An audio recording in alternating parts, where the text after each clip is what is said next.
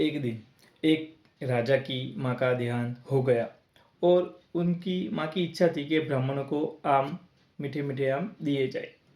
पर वो उनकी माँ का तो देहांत हो गया था। फिर थोड़े दिन बाद उनकी माँ का उनको सपना आया कि ब्राह्मणों को जो आम देना है वो भी बाकी है। राजा सुबह उठे और ब्राह्मण लोग को बुलाए और सपने की बात की।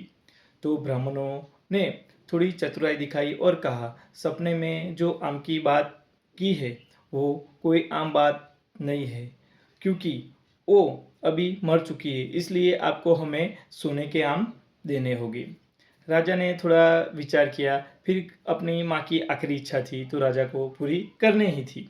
तो उन ब्राह्मणों को सबको सोने के आम दिए। पर वहाँ एक चतुर आदमी था।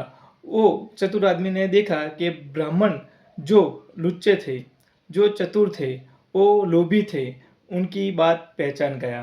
फिर उसने थोड़ी युक्ति लगाई। 3-4 दिन बीत गए उस बात को। फिर अपने घर बुलाया और कहा, मेरी माँ का मुझे सपना आया था और मैं आपको भेंट देना चाहता हूँ।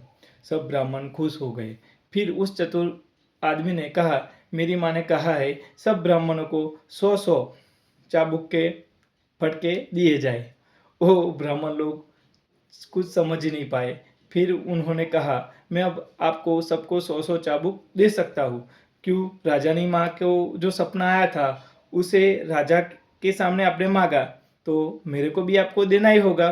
ब्राह्मण लोग ने माफ़ी मांगी और कहा, मुझे माफ़ कर दीजिए, हम सब लोग को माफ़ कर दीजिए। और राजा के पास गया और पूरी बात कही।